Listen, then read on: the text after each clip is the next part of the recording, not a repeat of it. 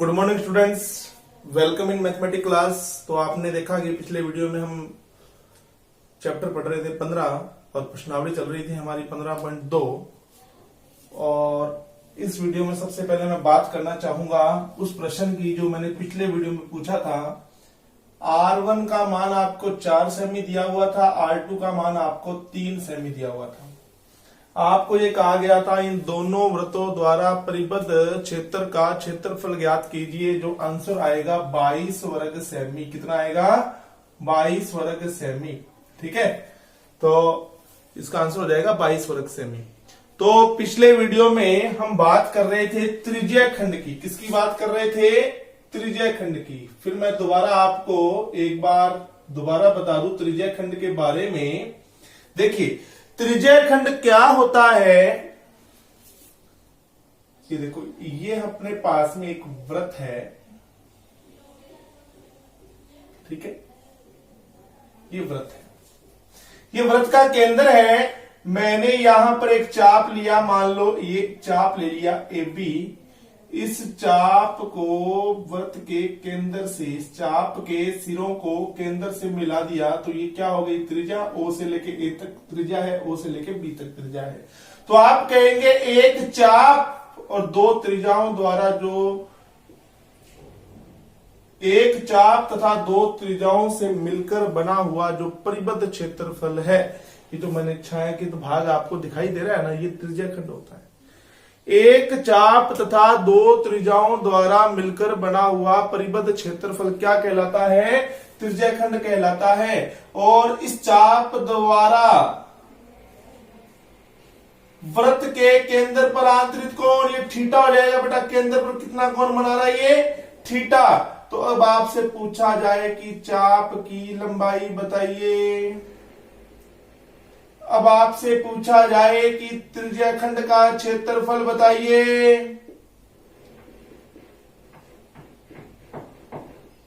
तो आप कहेंगे सर थीटा बटा में 360, थीटा बटा में 360 लिख दो। जब चाप की बात आए तो 2πr से गुणा कर दो, जब क्षेत्रफल की बात आए तो क्षेत्रफल से गुणा कर दो। ठीक है, अब ये 2 से कट जाता है 180 पर। इसीलिए हम कहते हैं जब भी ये फॉर्मूला भूल जाओ ना, बाकी बेटा याद तो आपको यही रखना है कि चाप की लंबाई πr थीटा बटा में 180 और क्षेत्रफल πr स्क्वायर थीटा बटा में 360। एक मैंने आपको स्पेशली फॉर्मूला और बताया था कि चाप की लंबाई, त्रिज्या खंड का क्षेत्रफल, त्रिज्या खंड का क्षेत्रफल ज्ञात करने का फॉर्मूला। तो आप 1/2 L into R, 1/2 L into R. ठीक है, तो ये फॉर्मूला मैंने आपको पढ़ा दिया था। इस फॉर्मूले से संबंधित एक तो एग्जाम्पल नंबर 1 था और एक क्वेश्चन नंबर 3 था। दोनों मैंने आपको बता दिए। ये फॉर्मूला तभी काम करेगा जब आपको L दिया होगा। L का मतलब चाप की लंबाई। अब चलिए, अब हम आगे चलते हैं। अब हम लेंगे क्वेश्चन नंबर 1। देखिए क्वेश्चन नंबर 1 क्या है, पढ़िए कि एक वृत्त की त्रिज्या आपको दी हुई है 7 सेमी और केंद्र पर आंतरिक कोण। अब की बार का आंतरिक कोण आ गया बेटा। तो देखिए आप कहोगे सर त्रिज्या दी गई है हमें 7 सेमी, केंद्र पर आंतरिक कोण यानी कि थीटा दिया हुआ है 60 डिग्री। हमसे पूछी गई है चाप की लंबाई। क्या पूछी गई है? चाप की लंबाई।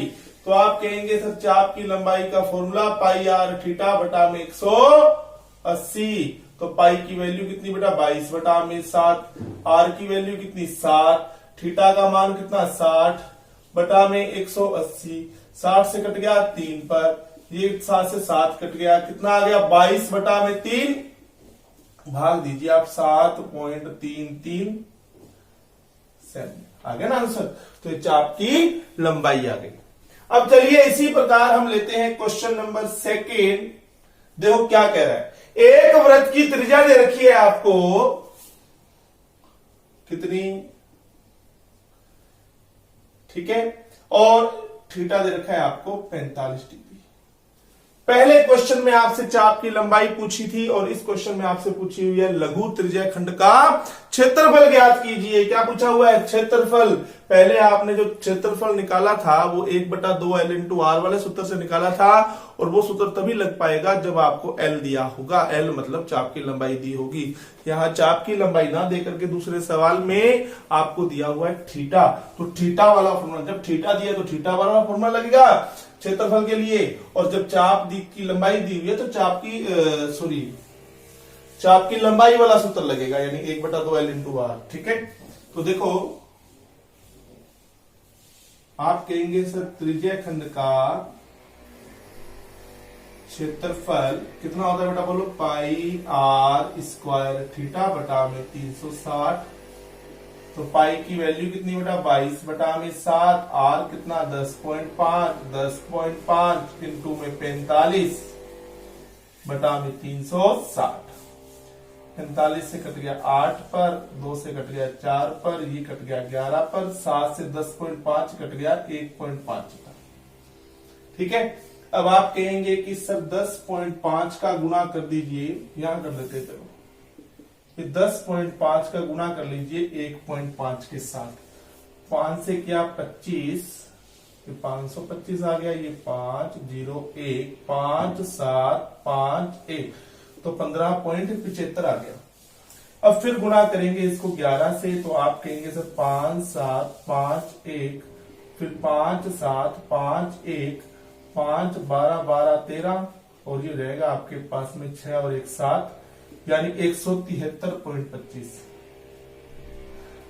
यानी आ जाएगा 173.25 बटा में 4। थोड़ी देर के लिए अगर मैं पॉइंट हटा दूं, भाग देने में आसानी रहती है। चलो दीजिए भाग। 173, 25 में भाग दिया मैंने 4 का, तो 4 तिया 12, सॉरी 4 चौके 16, 1 3, 4 तिया 12। ठीक है बेटा, 1 आ गया, फिर ऊपर 2 आया, फिर 4 तिया 12, फिर ऊपर से 5 आ गया, 4 एकम 4, फिर 1 आ गया, पॉइंट ले लिया बेटा, 4 दूनी 8, 4 पर आप देखो कितना आ जाएगा, ये आ जाएगा 433.1.25 बटा में 100 भी तो है। अगर इस 100 का भाग देंगे तो कितना हो जाएगा? 43.3125। ठीक है, अब देखो इसको छोड़ दो आप, क्योंकि देखो 1 के बाद आने वाली संख्या 2 है। ठीक है, जब कोई अंक मान लो 5 या 5 से छोटा होता है तो अपने से पहले वाले अंक पर वो कोई प्रभाव नहीं डालेगा। तो आप देखेंगे अगर 2 से, देखो 1 के बाद आने वाला अंक 2 जो है ये 5 से छोटा है, इसलिए 1 पर कोई प्रभाव नहीं डालेगा। ठीक है, तो इसलिए इसको अपने यहां से हटा देंगे तो अपना आंसर क्या आ जाएगा? 43.31 ही आ जाएगा। तो अपना आंसर क्या हो गया? 43.43.31 वर्ग सेमी क्या हो गया? इसका आंसर हो गया। ठीक है, तो ये हमारा क्वेश्चन नंबर था सेकंड। तो फिर मैं आपको कह रहा हूं, देखो मैंने 3 फॉर्मूलों का यूज आपको पढ़ा दिया, 1/2 L into R, example number 1 और क्वेश्चन नंबर 3 किया था उसे। फिर चाप की लंबाई की बात आई कि चाप की लंबाई ज्ञात कीजिए, आपको इसमें त्रिज्या और कोण दिया हुआ था, तो मैंने सूत्र लगाया पाई आर थीटा बटा में 180। यहाँ आपसे वृत्त की त्रिज्या और कोण दिया हुआ था, आपसे पूछा था क्षेत्रफल ज्ञात कीजिए, तो मैंने फॉर्मूला लगाया पाई आर स्क्वायर बटा में 360, पाई आर स्क्वायर थीटा बटा में 360। ठीक है, अब चलिए आगे।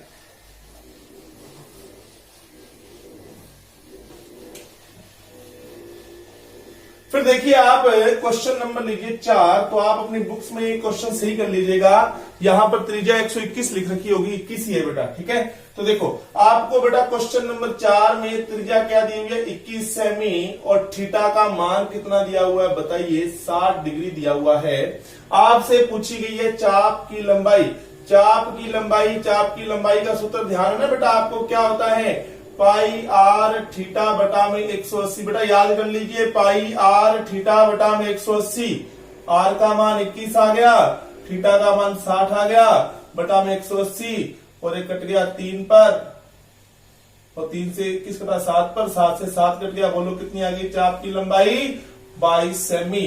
तो बताओ क्वेश्चन नंबर 4 में चाप की लंबाई कितनी हो रहेगी? 22 सेमी। फिर अपने पास में है कि वृत्त द्वारा बनाए गए त्रिज्या खंड का क्षेत्रफल ज्ञात कीजिए। अब त्रिज्या खंड का क्षेत्रफल देखो, त्रिज्या खंड का क्षेत्रफल, तो आप कहेंगे कि सर हमारे पास दो फॉर्मूले हैं। ये देखो, ये दो फॉर्मूले, कौन सा लगाएं? देखो हमारे पास थीटा भी मौजूद है तो थीटा वाला भी लग जाएगा, हमारे पास अब चाप की लंबाई भी मौजूद है तो चाप की लंबाई वाला भी लग जाएगा, पर ये वाला मेथड बड़ा होगा, ठीक है। इसलिए जब हमारे पास में चाप की लंबाई है तो हम चाप की लंबाई वाला ही लगाएंगे। तो फॉर्मूला हम कौन सा लगाएंगे? 1/2 L इंटू आर वाला। 1/2 L कितना है? 22, आर कितना है बेटा बोलो? 21, 2 से कट गया 11 पर 21, तो आप कहेंगे इससे आ जाएगा 231 वर्ग सेमी। बेटा यहां वर्ग सेमी मत लिख देना, ये लंबाई है बेटा, लंबाई में सीधा सेमी मीटर ऐसे लगते हैं, और जब क्षेत्रफल की बात आती है तो वर्ग सेमी वर्ग मीटर ऐसे लिखा जाता है, और जब आयतन की बात आती है तो घन सेमी घन मीटर लिखा जाता है, ध्यान रखें आप, ठीक है। चलिए, तो ये हमारा क्वेश्चन नंबर 4 हो गया। इसके अंदर जो तीसरा जो भाग है ना, ये वृत्तखंड से संबंधित है, और वृत्तखंड मैंने आपको अभी तक पढ़ाया नहीं है, मैं अभी तक चर्चा कर रहा हूं सिर्फ किसकी बेटा? त्रिज्या खंड की, ठीक है। अभी त्रिज्या खंड का कंसेप्ट आपका क्या कर रहे हैं? बहुत अच्छा बनाने की कोशिश कर रहे हैं। चलिए, अब आज के लिए सबसे बढ़िया क्वेश्चन, आप भी कॉपी पेन ले लीजिए, चलो करो मेरे साथ। एग्जाम्पल नंबर 2, आपको बेटा चाप की लंबाई दे रखी होगी, कितनी? 5 पाई। आपको कहा गया है कि वृत्त के द्वारा केंद्र पर आंतरिक कोण 50 डिग्री है और चाप की लंबाई 5 सेमी है। थीटा का मान दिया हुआ है 50 डिग्री और चाप की लंबाई दी हुई है 5 पाई। तो आपको कहा गया है कि त्रिज्या खंड का क्षेत्रफल ज्ञात कीजिए। तो आप कहेंगे जो त्रिज्या खंड का क्षेत्रफल तो हम निकाल देते, कैसे? कि हमें L दिया हुआ है और R की बजाय थीटा दे रखा है। अगर R होता तो 1/2 L इंटू आर वाला सूत्र लग जाता, ठीक। R नहीं दिया हुआ, इस वजह से हम 1/2 L इंटू आर वाले फॉर्मूले का प्रयोग नहीं कर सकते। इसलिए हम क्या करेंगे? चाप की लंबाई है ना, इसको थोड़ा सा, इस चाप की लंबाई को लेकर के R निकालने की कोशिश करेंगे। आप मुझे बताओ चाप की लंबाई क्या होती है? पाई आर थीटा बटा में 180 होती है, बताओ आप। और आपको प्रश्न में क्या दी हुई है? 5 पाई। दोनों को बराबर रख दिया, पाई से पाई कैंसिल हो गया, तो आप कहोगे सर R बराबर 5 गुना में 180, बेटा क्रॉस मल्टीप्लाई यानी वजन गुणन कर दिया, थीटा यहां आ गया। थीटा का मान कितना दिया हुआ बेटा बोलो?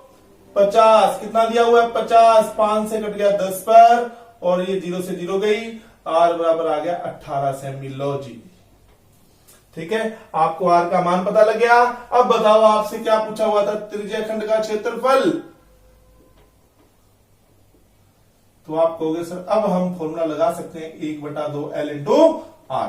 तो 1/2 L, L कितना है बेटा? आपको दिया हुआ था 5 पाई। R कितना है बोलिए? अभी निकाला ना, 2 से कट गया 9 पर, 9 5 45 पाई। अब ये आंसर आपकी बुक में नहीं आ रहा होगा। अब यहां पर आप पाई का मान 22/7 रखने की चेष्टा करेंगे, जबकि बुक वाले ने 3.14 रख रखा है। तो अब आप कहेंगे सर हमें कैसे पता लगेगा? बोर्ड में जब ऐसा क्वेश्चन आएगा तो उसमें लिखा हुआ आएगा कि पाई का मान आपको यहाँ कौन सा प्रयोग में लेना है। तो डरे नहीं आप, एक बार आप बुक से आंसर मिलाने की ही कोशिश करें, 3.14 से गुना कर दीजिएगा इसको, आपका आंसर आ जाएगा। ठीक है, आज के लिए धन्यवाद, फिर मिलते हैं नए वीडियो के साथ।